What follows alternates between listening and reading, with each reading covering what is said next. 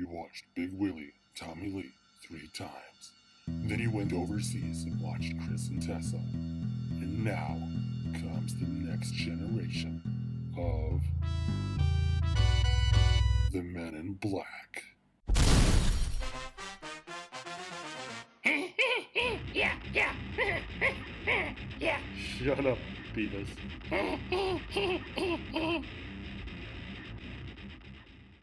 Hey, Beavis, look at this. Okay. Hey, Beavis, look at this. Okay. Hey, Beavis, look at this. Okay. Hey, Beavis, look at this. Okay.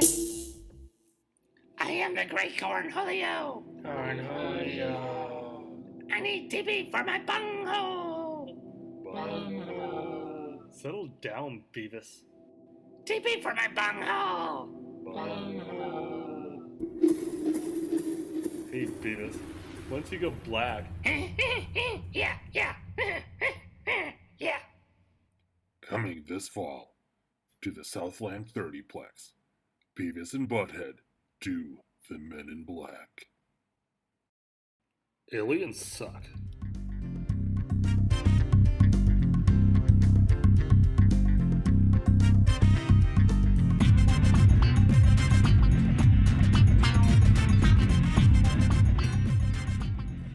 Hello, everybody, and welcome to another episode of the Above Average Joe Show. This will be a mini episode for y'all, so we won't take up too much of your time. But I am your host, Joe, as always, and my special guest today is Julie Kitsulie. Julie, how are you doing? I am doing wonderful. How are you doing today, Joe? I'm doing awesome. I just ate dinner. It was one of the best burgers that I've had in a long time. Burger Jones. They have not paid me to mention it, but it was such a freaking awesome burger. Sounds like a great burger. I'll have to give it a try one day. Oh, so good. But you are here to talk about several different things because you've done a lot of different things in the industry now. Yes, it's been a lot of fun. It's been quite an experience. But how did you get started in the industry? How'd you get your feet wet to begin with? Okay, well, I guess it started whenever I was a kid. Since I was a kid, I was an artist and I loved entertaining people. I just loved to be goofy, make people laugh and smile, either with my art or putting on some sort of show. I wanted to make people feel things and make them feel good, and I loved stories. So that was kind of what started my career in entertainment. So I started to attend the Art Institute of Atlanta, and I decided to focus on animation because that had so much of entertainment that I really loved, like backgrounds, illustrations, character designs, editing, animating. It just had so much of that stuff, and comedy, of course. Nice. Mm-hmm. And then from animation, you've also worked on other film projects that are non-animation. How did you make that transition?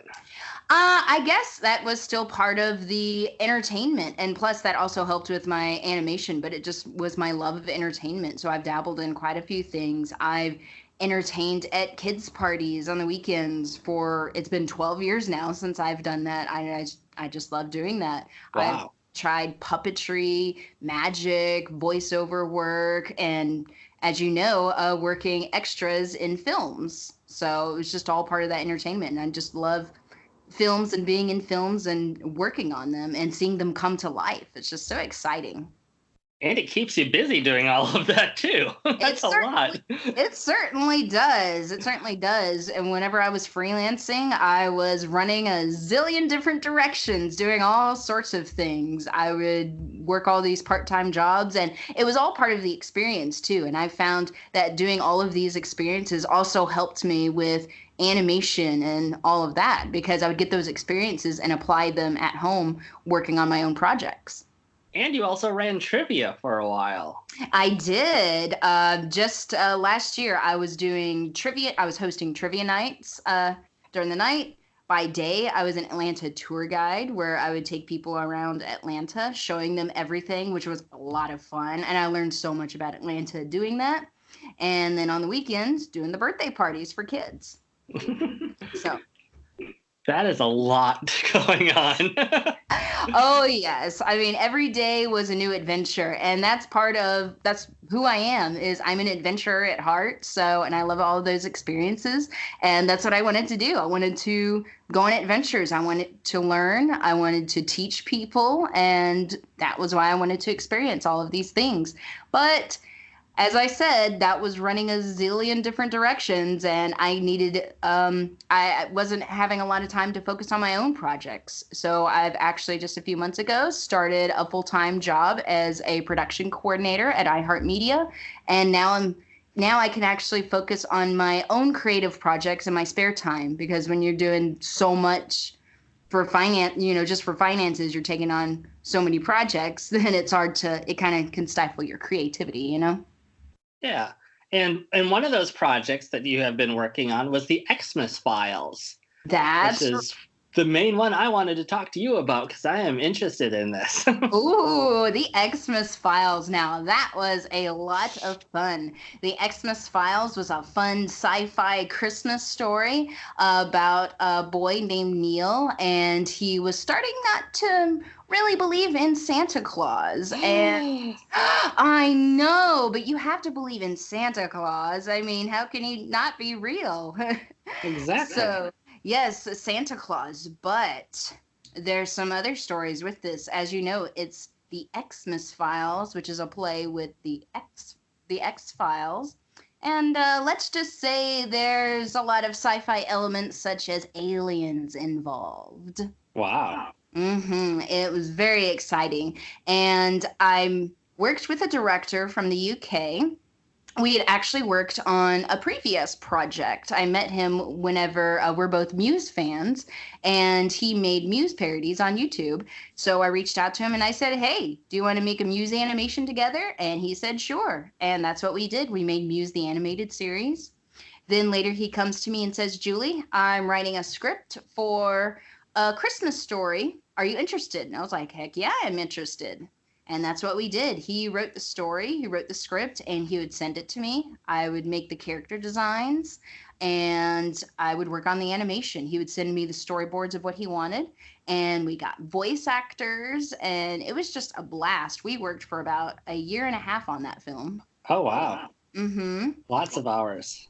Oh, yes. And some of those days I was working pretty quickly. But yeah, it was a lot of fun, and I did my own voiceover cameo as an elf. Aw, that's But sweet. it was one of the mall elves, one of the mall Santas and mall elves. So I was saying hi to the kid and everything, and then he found out we weren't really Santa and the elf. Oh, I know. Is that where the aliens come in? No, Wait, no, don't spoil it. Don't spoil it for me. Don't tell me. Yep, no spoilers, but there is an original song in there that you'll want to check out. And Can you give us the title of the song? Can you give us the title of the song without spoiling anything? It's called Human Boy. Okay. And that's a really fun song, and that is where we get to travel around the world. And there is a cameo. You might see a big chicken during that scene. And I think we all know where the big chicken is. And he even comes to visit my house and say hello to my cats. Aww. It was very nice. In fact, I could drop a clip or drop a link somewhere. That would be awesome. Yeah, we'll definitely get the link out for people. Cool. Awesome. And you also worked on another project, Versativa. Yes, that was a lot of fun as well. That was with David Mitchum. I had actually worked on another previous project with him, and that project was called StopTad. It was just a really, really short thing, and it was called StopTad. TAD stands for texting and driving. And it was about this stick figure, and he would just get into trouble by texting and driving. The first one, he was, just texting and driving, ran into a tree. On another video, he was playing soccer with his friends. He wasn't paying attention, and he missed the goal. because he was Aw. texting. So we worked together and we did a parody. It was an Oprah parody, and we've got really talented voice actors, and it was a big interview talking about the benefits of industrial hemp. It was very educational. Watched it and I learned a lot from it, knowing absolutely nothing about hemp. So that was like my first introduction to it all. Other than hemp tattoos, I'd seen hemp tattoos before, but had never realized or had the experience and knowledge of all of the things that industrial hemp can actually do. Yeah, it was pretty cool. It was really interesting. And that's part of why I love doing these videos and animations. I did a lot of research and he would give me a lot of information. And so I myself learned so much just working on that. And then another animation that you had worked on, which you voluntarily worked on this one, Julie jammed on Java. Yes, that's right. You found it. Julie jammed on Java. That is right. What is that? Oh my gosh, that was so funny. So one day I just happened to be on Spotify and I was like, I wonder how many songs have my name in it. I just wanted to hear a song that had my name in it. And so I looked up my name and I saw Julie jammed on Java and I was like, wow. I do love Java. So I listened to it and I cracked up laughing so much that I looked up the band and I contacted them and I told them how much I loved the song. And they said that they were glad that I really liked it. And I said I wanted to do an animation. And they said that they were doing a little film festival and they were interested. They said, would you be able to animate something by this film festival? We'd love to show it whenever we go out and play. And I said, yeah, I'd love to. And I believe I had how much time I worked on it in the description on YouTube. I think it was like about 8 hours. I just blew it out one night. I was like, bam, here you go. But it's really funny. And basically the girl in it, she loves Java so much. And the girl's me. She looks like me with long hair. And the style, you'll notice the style is kind of abstract. I based that off of their album cover art. So I just took that and created the characters from that. And basically her boyfriend Jasper is coming up to her and says, you're paying too much attention to coffee and not to me. And at the very end, she ends up turning him into coffee. Aww. I know. Does she drink him then too? Well, at the end, we just see him getting brewed up. So it's pretty funny. And they said that they loved it. And I had a blast working on it. She needs to add some sugar and sweeten him up if he's going to get so jealous. I know, over coffee. He's like, you're paying too much attention to coffee. And then she said, well, coffee you shall be. Is it weird when I first saw that title, I was thinking that Julie jammed on JavaScript? And I was thinking that she was programming. Oh, that's funny. That would be another one. Maybe she's drinking coffee while she's drinking, while she's doing JavaScript. Doing some programming. Now that would be pretty funny. And then one thing I also wanted to talk to you about is to reminisce a little bit. Usually in the full-length episodes, we'll get into the Ready, Set, Life, Go machine, and we'll go back in time. Ooh. But being a mini episode, we're going to cut all that out. We'll just cut to the chase. Sorry. So we don't get the ride in the time machine. We just get to teleport. Yes, we're going to teleport to the set of The Change-Up where we first met. Ooh, my goodness. That's been a while. How many years has that been? I couldn't even tell you. I'd say it was about 10 years ago, I think. Yeah, gosh, wow. Let's do it. Over a decade. Wow, But change up. It was on the set of it was supposed to be a courthouse. I don't even know if we were at a courthouse, but it was supposed to be a courthouse. I feel like it was a library, though. Yeah, it probably was. That's right. But I remember working there, and all we were doing was just crossing in the background, and they were such close-up shots anyways that you barely saw anybody that was crossing by to begin with. But at some point, I had sat down, and you, being the friendly, uppity person you are, you just came over and was like, hey, let's be friends. That sounds about right. And we've been friends ever since. And we have. We hung out for the rest of that day and stayed in touch, and we've been buddies all 10 years of it. Yeah, definitely. And we've worked on some other stuff. I know we were on a couple other sets, and we worked on some of my animation projects together. You've done a voice in one of my projects. Yeah, I was one of the talents in Versativa. That's right. And you also made a cameo in Muse the Animated Series. We can see your Joe Cool shirt in there. So It was a silent cameo. it was. But it was and with the Muse thing too, the band actually saw your video. They did, and I almost fell on the floor whenever that happened, because I noticed that the drummer tweeted about it. He said, apparently this is how it all started, and he had a link. And I was like, oh my gosh, what is he talking about? And I clicked on the link, and it was a link to the animation. I was like, he saw my animation. Oh my gosh. And they seemed to like it. So even the frontman's mother tweeted about it. She said, wow, this is so cool. And I was like, oh my gosh. So, yes. And for people who don't know, Muse is a huge band. This isn't like some small little group in Atlanta. This is a worldwide band, in case you've never heard of Muse somehow. Somehow, yeah. And I've been in love with them for, gosh, it's probably been 15 years now, since 2003. So was it 16 years now?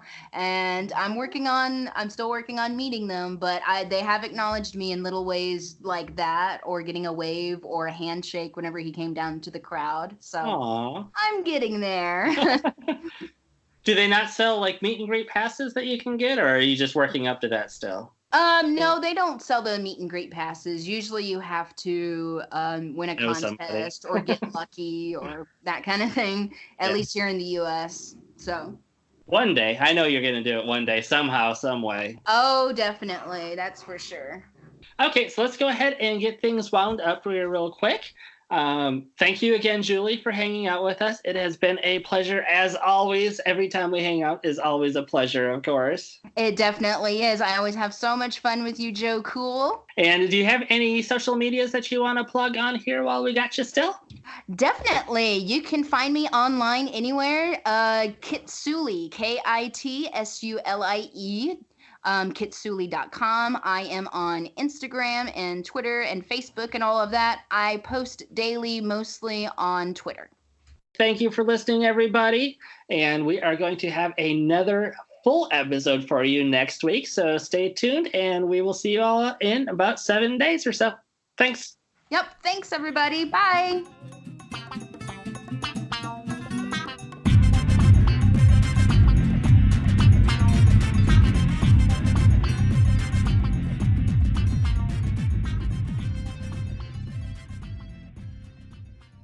Thank you again to our special guest, Julie Kitsulie. Be sure to check out our Facebook, Instagram, and Twitters, and look us up on Spotify, Stitcher, and iTunes.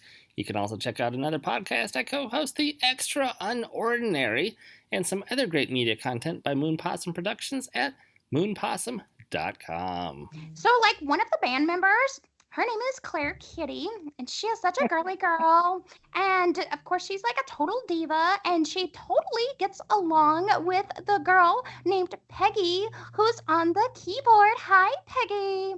Yeah, whatever. Get out of here. I don't like you, Claire Kitty. And then, we got here Becca Bunny. And Becca Bunny, she's on the drums. Becca Bunny, she's always got to watch these gals, because these gals, they just always button heads, and I got to watch them, and I got to tell them no, otherwise they ain't going to get my carrot cake, and I just love carrot cake. Madam Irie, and she's a spider who runs the bug library. And it's Estelle. Oh my God. Oh, I love you, Goyle. Okay, now, all right, now, Lena and Rita, no more with the pranks. I know you girls like to play pranks on me, and Peggy and Claire Kitty, you girls need to get along now, okay? All right, let's go. That's awesome. Will this call be monitored for quality assurances?